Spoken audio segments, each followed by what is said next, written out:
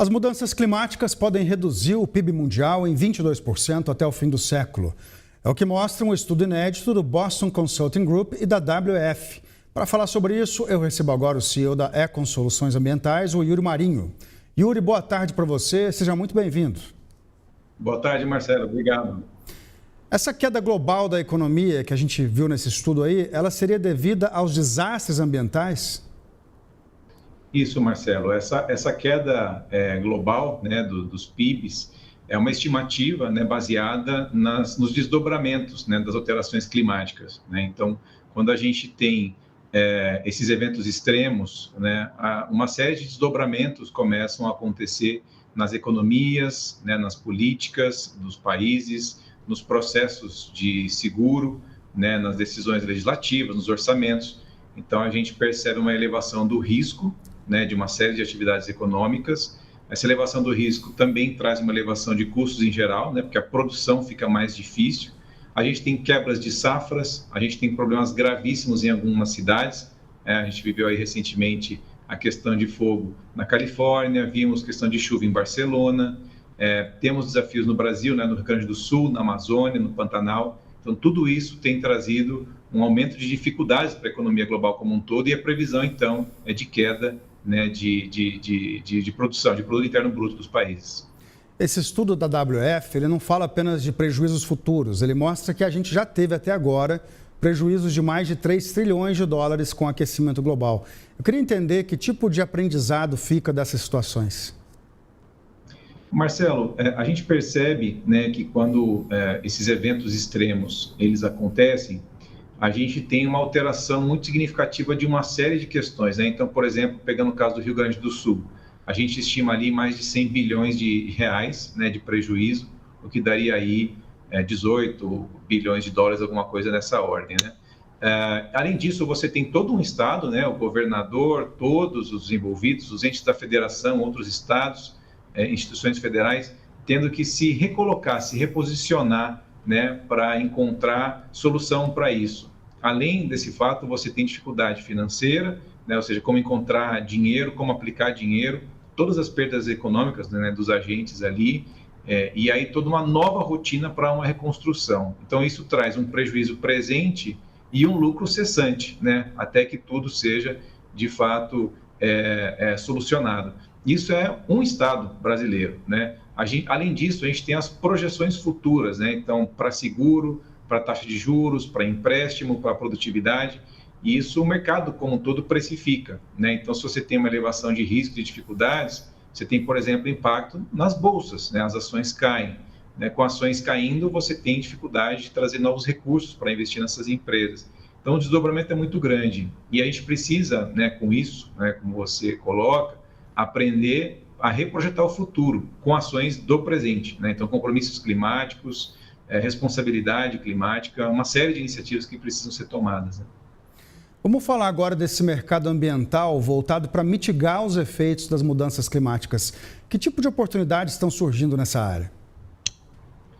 Olha, oportunidade a gente tem, por exemplo, né, para o Brasil, que é um país que tem aí 1/3 do seu PIB relacionado ao agronegócio, a gente tem uma série de oportunidades de dar mais velocidade ao que o Brasil já sabe, né? Então, a gente tem uma grande instituição que é a Embrapa, né, de pesquisa.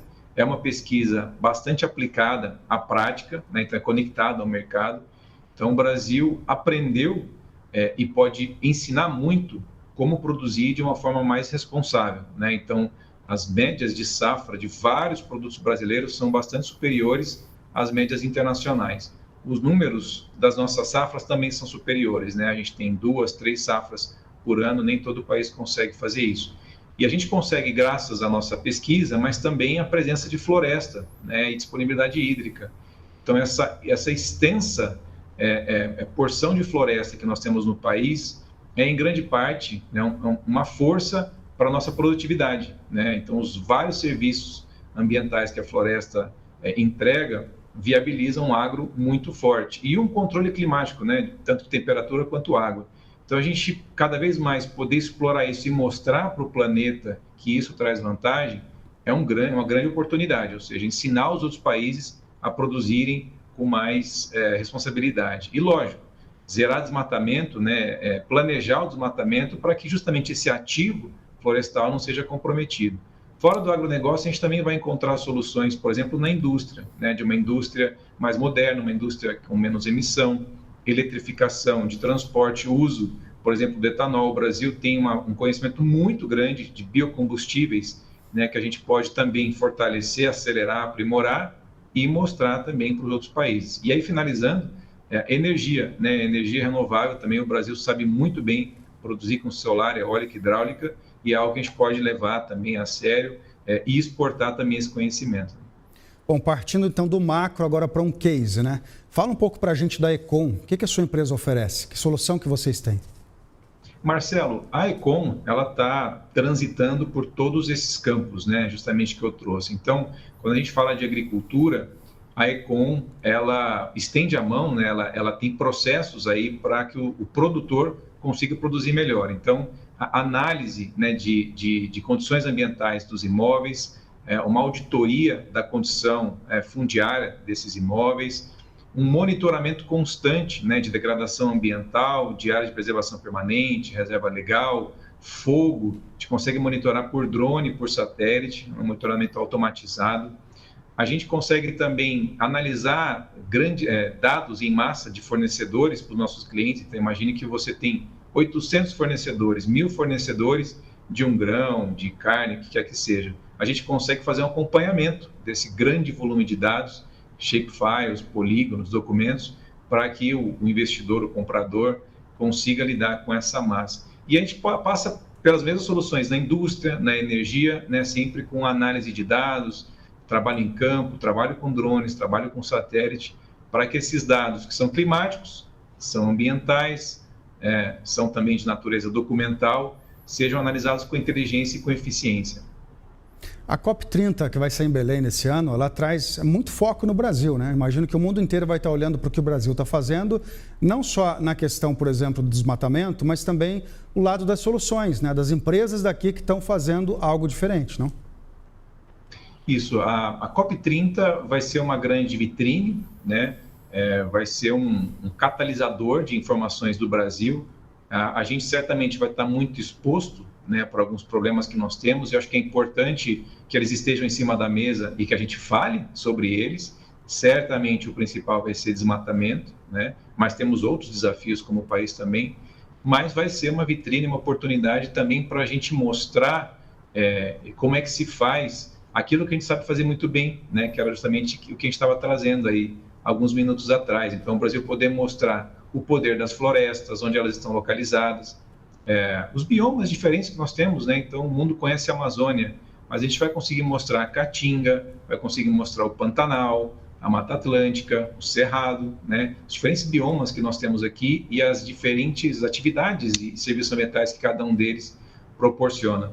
A gente vai poder mostrar como é que a gente produz energia, como é que a gente produz biocombustível e tantos outros conhecimentos, né, que o Brasil tem e que o mundo, ao adotar, seria um lugar com menos emissões, né? Então, acho que vão ter talvez dois grandes Brasis aí, né? O Brasil que tem muitos desafios para vencer e um Brasil que tem muito a compartilhar e um convite, né, para que o mundo replique aquilo que a gente sabe fazer bem, que o mundo esteja conosco para nos apoiar naquilo que a gente não consegue fazer tão bem. E eu acredito que essa questão do desmatamento é uma delas, né? O Brasil, ele se esforça, tem muita gente trabalhando para pensar em soluções que substituam o desmatamento, mas não é fácil, né? Não é fácil. São poucos os lugares no mundo, talvez você tenha um bom exemplo na Costa Rica, mas são poucos os lugares do planeta que conseguiram gerar uma condição de vida boa com as florestas conservadas. Então, acho que é legal o Brasil estar aberto para aprender, humilde para pedir ajuda e estar junto, mas também de cabeça erguida para mostrar tudo que sabe fazer, né? A gente já mostrou aqui no programa hoje as soluções agroflorestais. É um caminho interessante também, né? É um caminho interessante, né? A gente trazer a produção para junto da floresta. A gente tem algumas experiências muito interessantes. Elas ainda não têm tanta escala, né, Marcelo? Então, a gente, assim como foi a nossa agricultura aí no começo do século passado, né, e depois se alterou, ou seja, um país que não conseguia produzir tão bem, um país que não conseguia produzir no Cerrado, não conhecia Mato Piba, mas que depois venceu, né, e conseguiu produzir com escala. Hoje, a agrofloresta e algumas outras soluções, né, de uma agricultura mais responsável, elas ainda não têm escala, né? Mas será que a gente também não consegue dar? Né? Será que a gente não tem um mercado para isso, uma logística para isso? E aí vai passar por pesquisa, de novo, né, por investimento, por uma mudança de postura do consumidor, né, um planejamento dos centros de consumo, um planejamento, né, que a gente chama de zoneamento, de onde que se consome, onde se produz, onde é que a gente conserva. Então, isso a gente tem que fazer, esse dever está por fazer, para que a solução seja escalável e traga, de fato, uma receita, como o agronegócio conseguiu fazer em um modelo que ainda não é, né, necessariamente de agrofloresta. Tá certo. Yuri Marinho, CEO da Econ Soluções Ambientais, muito obrigado pela sua participação aqui com a gente no Real Time. Uma boa tarde para você.